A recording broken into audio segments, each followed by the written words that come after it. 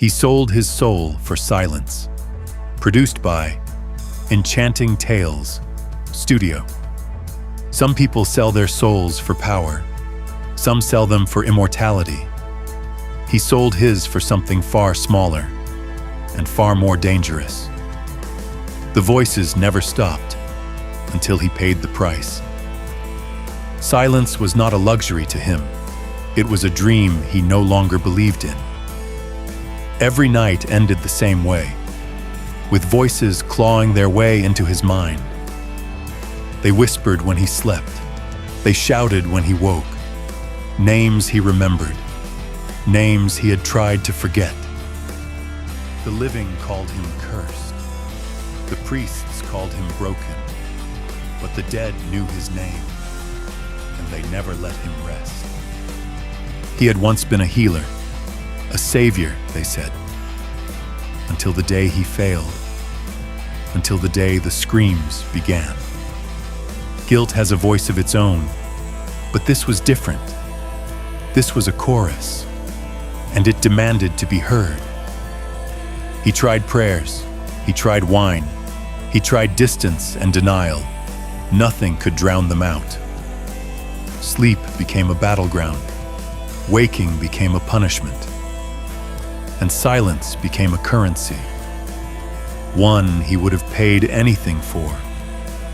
That was when the stranger arrived. Not through a door, not through a dream, but through the quiet between thoughts. The stranger spoke softly, as if afraid to disturb the noise. He offered no threats, only relief. No more voices, he promised. No more accusations. No more memories screaming for justice. Only silence. The price was simple, not gold, not blood. A soul willingly surrendered. The stranger did not rush him, because desperation never needs encouragement.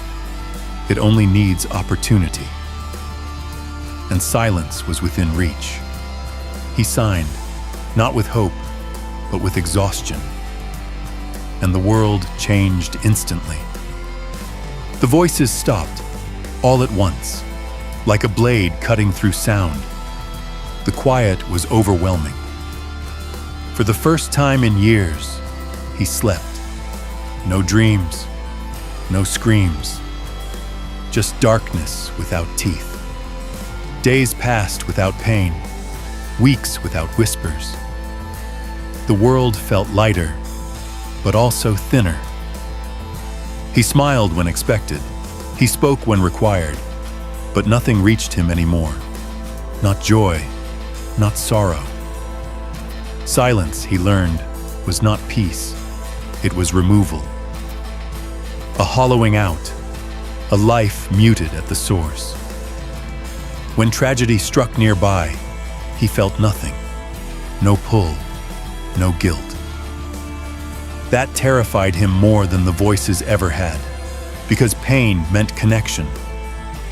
And he had traded that away, without reading the fine print.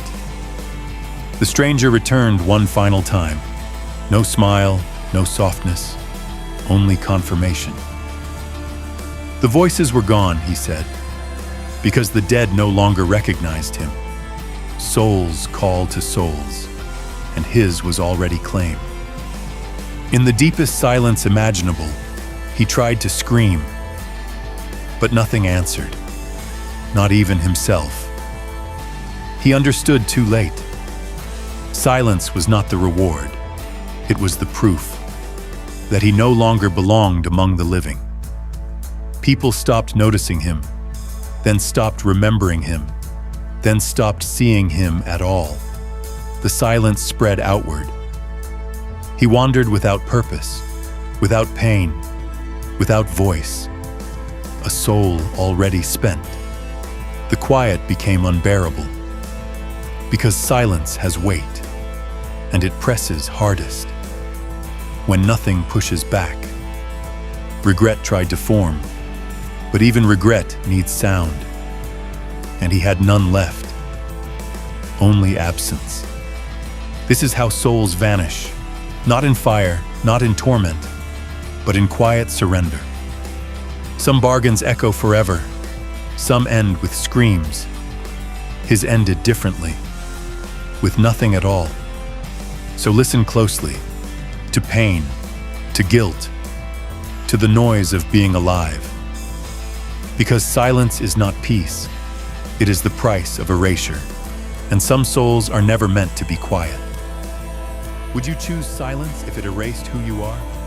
Like, comment, share, subscribe. Enchanting Talez Studio.